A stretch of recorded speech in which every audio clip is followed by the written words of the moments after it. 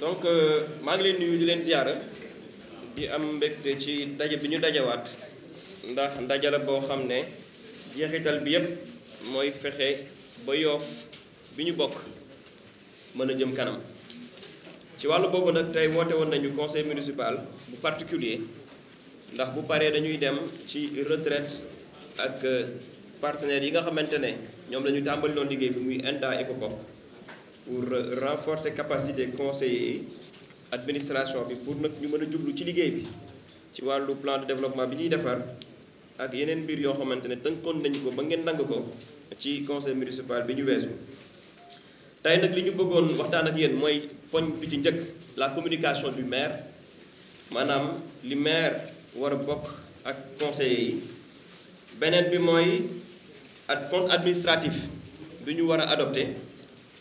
beneen bi mooy convention de partenariat entre commune Yoff ak consortium Lex Africa JIDER ak débat numérique convention de partenariat entre la commune de Yoff et la ville de Dakar représentée par la couveuse d'entreprise pour la promotion de l'emploi par la micro-entreprise beneen bi mooy la création de quartier dans la zone de Yoff Layène beneen bi mooy le virement de crédit ensuite divers donc est-ce que observation amul ci ordre du jour bi. Il n'y a pas d'observation par rapport aux différents points proposés à l'ordre du jour.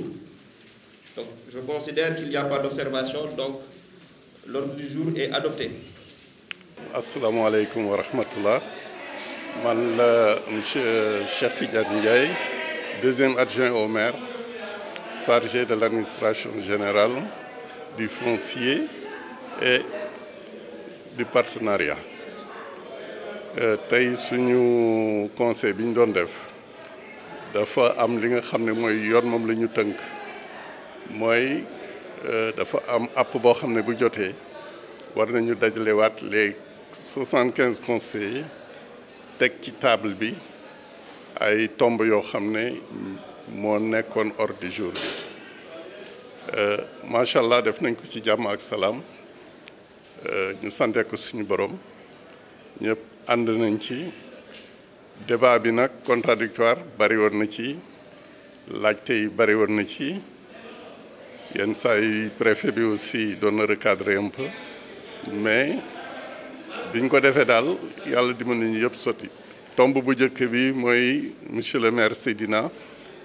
waxtaan na def benn exposé waaw bi ci topp tamit mooy am na ay convention yoo xam ne dafa doon laaj ndax mën nañ ko signer wala déet te convention boobu mu ngi dellu ci ay partenaires yoo xam ne dañu waxoon ne dañu ñëw jàppale commune Yoff surtout jigéen ñi ak xale yi ci formation ci encadrer leen ci tamit beneen fànn bi mooy fexe ba Yoff lépp lu ñuy def dañ koy teg ci transparence maanaam yépp day leer dinañ def ay outils numériques yoo xam ne buñ ko defee képp koo xam ne ci commune nga bokk heure bu nekk mën nga poser say questions ñu répondre la et sur le plan numérique aussi dina tax aussi ñu wàññi lépp loo xam ne paperasse la et cetera donc point boobu aussi ànd nañ ci juboo nañ ci voté nañ ko ndax tey ci suba rek dama naa représenté monsieur le maire ci forum bi nga xam ne moom la partenaires yi doon def beneen point bi aussi moo doon li nga xam ne xëy na hôtel de ville daan na ko def mooy jéem a seet nañ la ñuy ñoŋalee koom-koom bi nga xam ne ci soxna yi wante nag koom-koom boobu nit ki doo ñëw rek jox ko foog nga former ko xamal ko ne xaalis na lañ koy téye li nga xam ne boo liggéeyee doo am ñaar fukk rek ne ñaar fukk bi moom ngay dépenser déedéet fukk peut-être dërëm wala ñaar dërëm mooy bénéfice bi li ci des aussi nan nga koy dugalee ndax boo loolu mën a yàgg ba mu mun jur leneen loolu tamit ci gàttal d'accord nañ ci ba accepté nañ ko beneen tomb bi moo doon affaire quartier yi ndax ñëpp xam nañ ne Yoff ku ne Yoff wax ñoom Maam Limaamu wax tamit ne Yoff ñoom fii ba Cambérène yëpp ñoom ñu ko dëkke woon di dagg suuf yi tamit di joxe di maye léegi ñoom dañu bëggoon li nga xam ne moo wër këru diine yi ñu seet na lañ koy organiser te buñ ko organiser ñun ñi nga xam ne ñoom moom la ñuy tuddee cité nouvelle muy Nord Foire Ouest Foire dañ ciy bénéficier wu ndax foofu jàmm rek moo fa am diine lañ fay doxal kenn du fa tox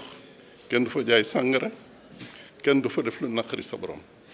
ba tax na loolu bari na ñoo xam ne sax yenn saa yi ñu juum wax ne